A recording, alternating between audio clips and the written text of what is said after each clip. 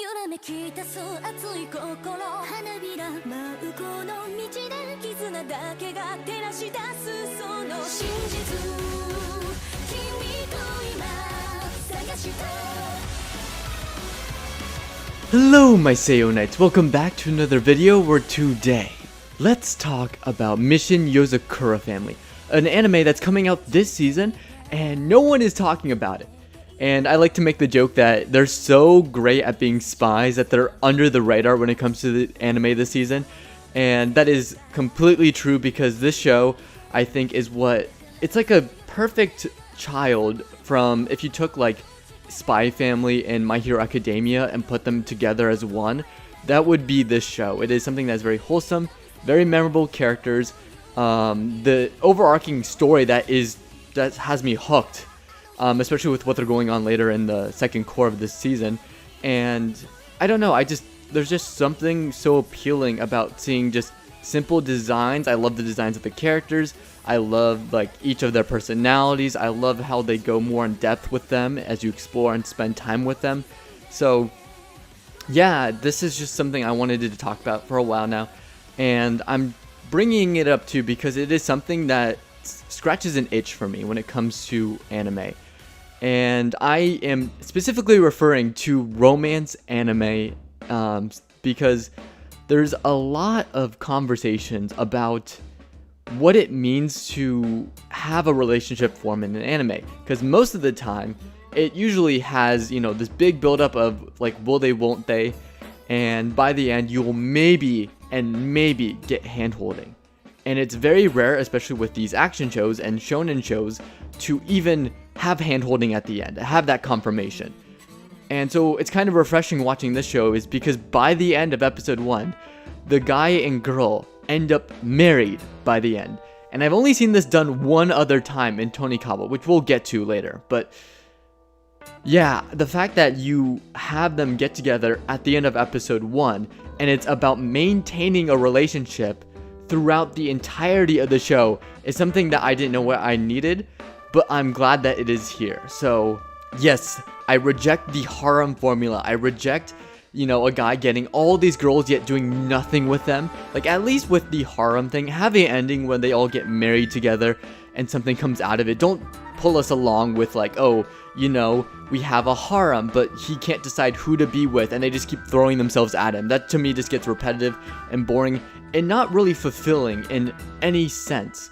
The fact that this show, Mission Yozakura Family, focuses in on one specific relationship between two people is something that is very refreshing. Once again, I said refreshing again. Why do I keep saying refreshing? It is refreshing. I'm trying to stress that enough. Anyways, another great thing about this show is just the fact that it relies so much on just having someone with a tragic backstory. So he is orphaned at a young age. So he was in a car ride with both loving parents and a younger brother. But unfortunately, a car accident happened and everyone died except for him.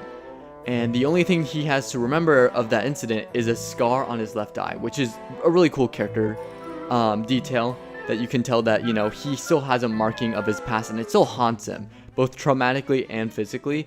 But it's despite this accident that he's able to still have such a wholesome personality. Like he reminds me of Midoriya or Tanjiro with just how they emanate just wholesome energy all around despite them going through very traumatic things. That's what reminds me of Taiyo here, which is our main character. Taiyo just exudes that energy. He's just very wholesome, and he still has a friend group. He still is a very good student, and he's still very nice to the people around him, to the point where he's even willing to get married to help not only save his life, but protect the girl that was in danger at that moment. So Taiyo is just a perfect example of, I think, why we need to break away from that harem formula in anime that we see very prevalent when it comes to a lot of shows, because it shows that, I don't know, there's just something interesting about fighting for the girl you love, despite, getting brought into this world of, spoiler alert, this girl's family is a bunch of spies, and there's a lot of people who are after her life. So not only does he have to marry her, but the fact that he has to defend her against these multiple different threats, covert threats that you aren't able to see, all coming for her life, and you have to protect her. There's just something so wholesome and gratifying seeing that unfold, and it very much hooks you into the show.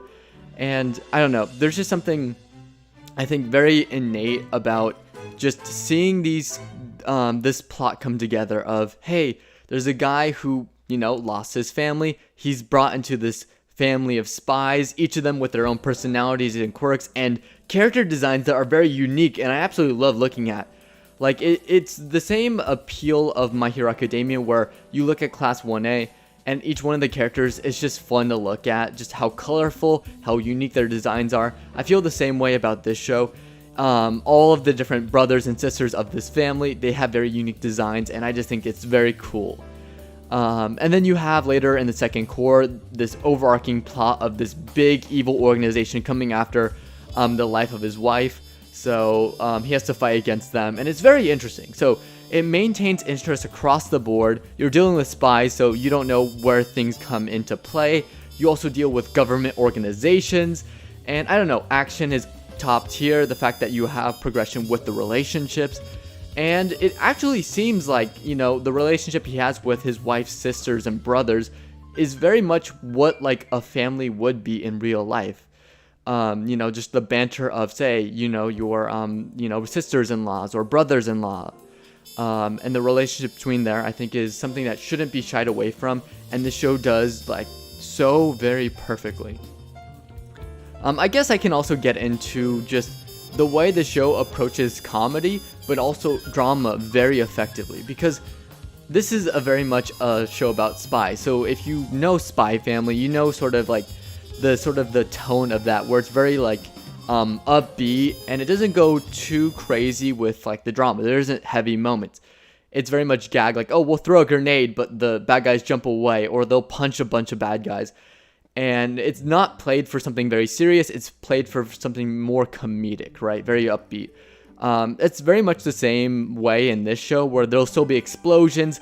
Like, they even have a dog who drives a car, and then activates a turret on top of that car and shoots these cars in pursuit of them. Like, it's just very silly, very ridiculous, all over the place, but it's very lighthearted. But when you get into the main bulk of the story, when you deal with, you know, his trauma, you know, the people after her life, the people who almost kill her, especially when it comes to family matters, it takes a turn for something very much more serious and something that shouldn't be laughed at. And the fact that they're able to balance both tones, I think, very effectively by designating, hey, you have a bunch of grunts who shouldn't be taken seriously because, you know, you're able to beat them, you know, with one hit. You shouldn't, like, worry about them. And then you have the actual threats of the show, bringing in those stakes and dramas and that hook.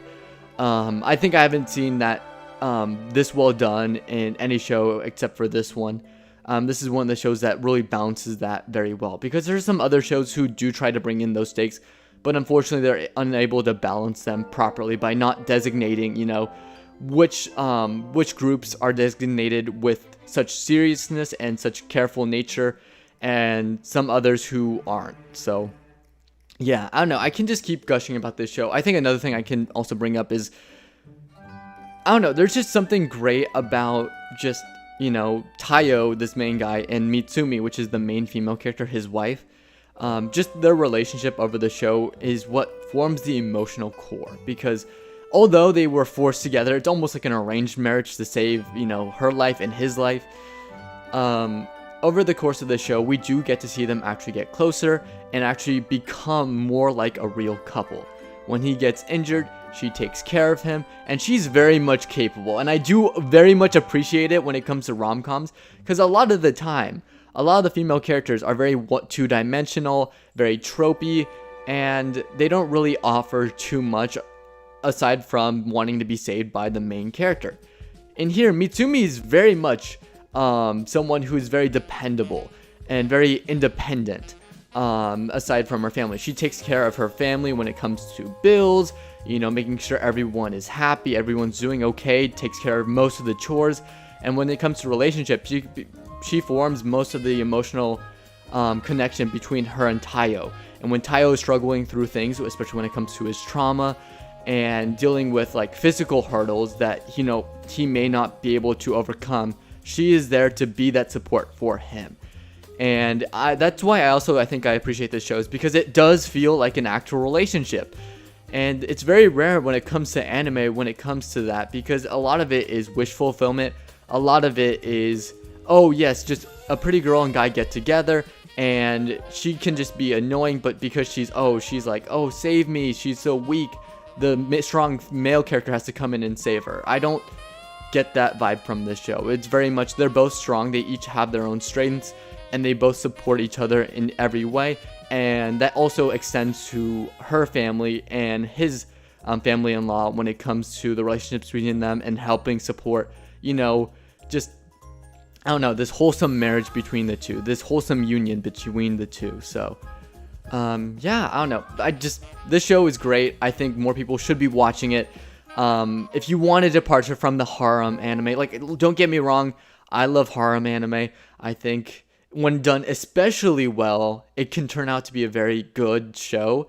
Like, my guilty pleasure, I'm not going to shy away from it. It is Infinite Stratos. I think Infinite Stratos is one of my favorite harems just because it does it so effectively.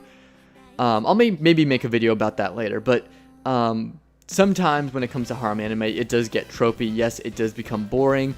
If you want a refreshing breakaway from that, this is definitely the show for you, especially when no one is talking about this show.